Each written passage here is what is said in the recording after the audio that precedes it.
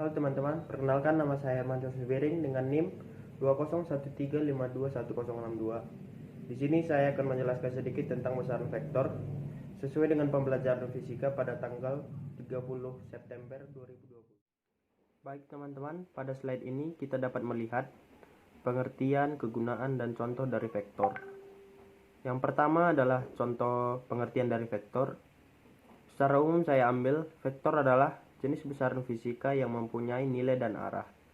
Biasanya besaran vektor ini digambarkan dalam bentuk panah, di mana arah panah tersebut menunjukkan arah vektor juga, dan panjang dari panah mewakili besaran dari vektor. Kemudian ada kegunaan vektor. Vektor di dalam kehidupan sehari-hari hampir di dalam setiap aspek kehidupan itu menggunakan konsep dari kegunaan vektor. Di sini saya mengambil 5 contoh yang sering kita jumpai. Yang pertama adalah dalam navigasi. Vektor sangat berpengaruh dalam navigasi karena konsep vektor adalah menghitung jarak dan rute dari titik awal ke titik akhir atau tujuan.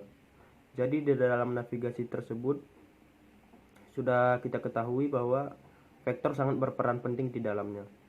Yang kedua ada di dalam bidang sains komputer. Vektor juga digunakan dalam pembuatan grafis.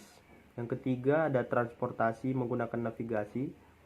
Pengertian transportasi menggunakan navigasi ini bisa berbagai macam ya. Baik itu transportasi darat, laut, dan udara. Kita ambil contohnya udara. Seperti pesawat terbang misalnya. Di udara sana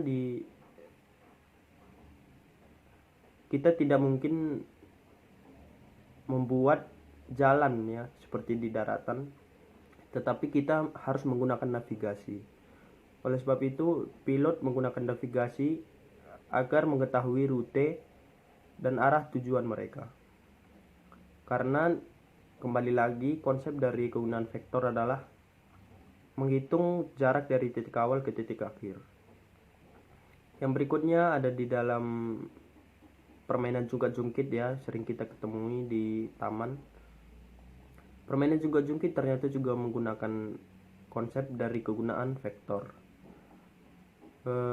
Konsep dari vektor ini digunakan oleh jungkat-jungkit, maka dari itulah kita bisa bermain jungkat-jungkit dengan stabil ya, tidak terjatuh.